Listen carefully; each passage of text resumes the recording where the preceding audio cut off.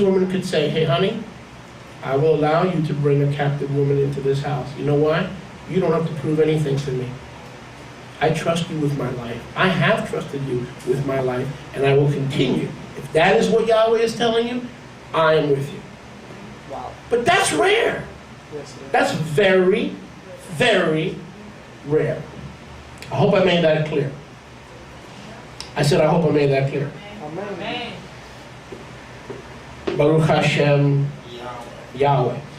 So let's read verse 13. Shaving and nail trimming are declarations of a desire for a new life as Israel. She shall put off, verse 13, the garment of her captivity, and shall remain in your bayit, and bewail her Abba, her father, bewail her mother, her Ima, a full month. What's a full month? 30 days. After that you shall go into her, and be her husband, and she shall be your wife as soon as the license arrives in the mail.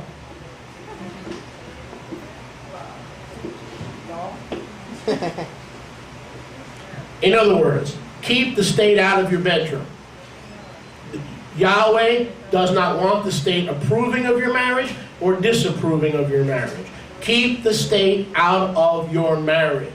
You marry, when are you officially married? When you exchange vows and you go into her. You're married, congratulations, mazel tov. People say that people who practice patriarchal marriage are breaking the law. You liar. If you're not a liar, you're uneducated. Because of the laws of the land, they take a second wife. They don't go to City Hall and pull a second set of papers, so they're not breaking the law. The only time they would be breaking the law is going to City Hall and pulling a new set of papers every time they marry a wife. The law of cohabiting. They are obeying the law. Cohabiting. They are cohabiting with the second woman, and they're married to the second or third woman before Yahweh, because you, the head of the captivity system, will not allow this man to pull 2 or 3 sets of papers, so they can't break the law because you won't allow them to, even if they wanted to. Exactly. Ridiculous. Now look at this, verse 13. She shall remain in your bayit for how many days? Talk to me or I'm going to stop. 30. She shall remain in your bayit for 30 days. But during the 30 days, not only has she shaved her head, not only has she trimmed her nails, because she was a captive woman, what else? She shall remove the garment of captivity and put on the talit of the loving covenant husband over her. Amen. It's a total change in identity. It's a total change. So that at its core, before any sex happens, there is a transition to rescue a woman from captivity and bring her into the hope of the risen, resurrected Yeshua. You don't see any, sex is the last thing Yahweh talks about in this parsha, Bruno. It's the last thing that Yahweh talks about in this parsha. Before any sex can take place, there has to be a transformation. If any man be in Yeshua, he is a new creature. All things have passed away. Behold, all things have become new. Watch this. She takes off the garment of captivity, remains in the bayit for discipleship, and to receive rachamim as a daughter of Israel, to mourn her Abba, her father, and her mother for 30 days, a full month. Why? Because Yahweh knows it's a mourning. She's cut off from her biological family to be adopted into Yahweh's family. And what happened to us? We were cut away from our biological family and we were adopted into Yahweh's family. Same thing with her. So what is, at its core, at its essence, what is patriarchal marriage? It is Yahweh showing his what? Go and learn what this means. Go and learn! Because if you try to learn the Torah without the heart of Yahweh, you will cause more damage, and many of you that are listening in this audience have already caused more damage than you will regret. Thus saith Yahweh. Amen. You will regret the damage you have done to Yahweh's rachamim. Don't worry about Brother Moshe. We're not talking about Brother Moshe. You're going to have to answer to a much higher authority.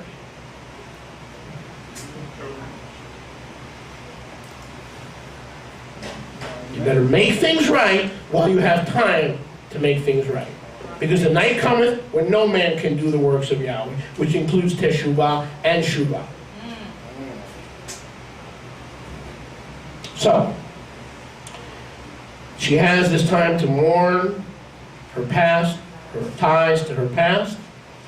After a full 30 days, when her garment of captivity is gone, when her head has been shaved, her nails have been trimmed, if she remains in your house, can she leave? Yes, she can.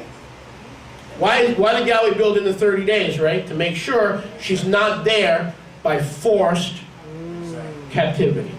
She's got 30 days to head for the door. And the husband and wife have 30 days to release her. Amen. She's not a captive. They're trying. She is being used by Yahweh is using the patriarchal family to bring her out of captivity. If she really wants to come out. If she wants to leave. Amen. But she mourns her blood relationships that have now been cut off. You shall go into her after 30 days and be her husband, and she will be your sex slave. Nope. I don't Nope. think so. Don't work that way here. Is that what it says at the end of verse 13? I don't think You so. shall go into her and you have your first sex slave. And that is what people say. Of course. Those who practice patriarchal marriage are practicing the abuse of women is sex slavery. The opposite. When you do it the way Moses did it, women are delivered and set free and liberated. They are no longer slaves. These Amen. people who twist Yahweh's word are nothing but first-class liars. A first-class liar. And don't tell me what you saw on CNN and in MSNBC. Not interested. That's all sensationalism, and the only type of marriages ever portrayed on TV are sensationalist abuses. Let me ask you this. When was the last time you saw monogamy portrayed on cable TV as something wild and great and exciting? When was the last time you saw monogamy portrayed on cable TV as righteous, kadosh, and wildly exciting with plenty of hot sex?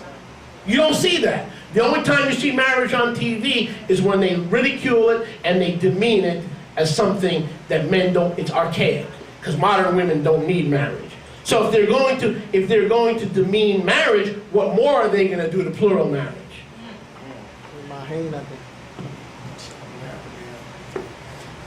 Where are the men of Yahweh who are willing to stand up and be counted and preach the truth of what Yahweh says in his Torah?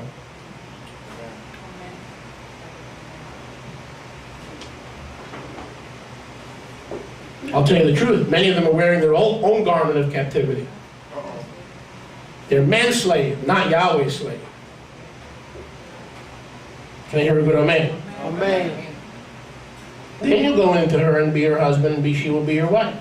So putting off the garments of captivity means she will be a new creation, trusting in obedience in the Elohim of Israel. She'll be clothed with Israelite what? Wedding garments in place of the clothes of a slave, regardless of how many other one-flesh covenants exist. Listen, the captive turned Israelite, listen carefully, may be wife number one. He may be a single man when he brings a captive woman into his house. She may be wife number one. She may be wife number two. She may be wife number three. It doesn't matter. She has entered into a one-flesh covenant with her husband. The captive becomes an Israelite, whether she's wife number one, wife number two, wife number three, or wife number four. I'll say it again, Vincent. The captive has now become an Israelite. And that, ladies and gentlemen, is what it's all about. A captive becoming an Israelite. That, ladies and gentlemen, is what it's all about. Whether she has a one-flesh covenant as number one, Darrell, as wife number two, as wife number, irrelevant. Meaning, a man can have 4, 3, 2, 5, basar echad, one-flesh covenants with each of those women. It's still basar echad. It's still one flesh. Can I hear a good amen? Amen. Brothers and sisters, these are Yahweh's ways. These are Yahweh's words. He is most pleased when you allow His words to rule your thinking and not your soulish, selfish realm. Few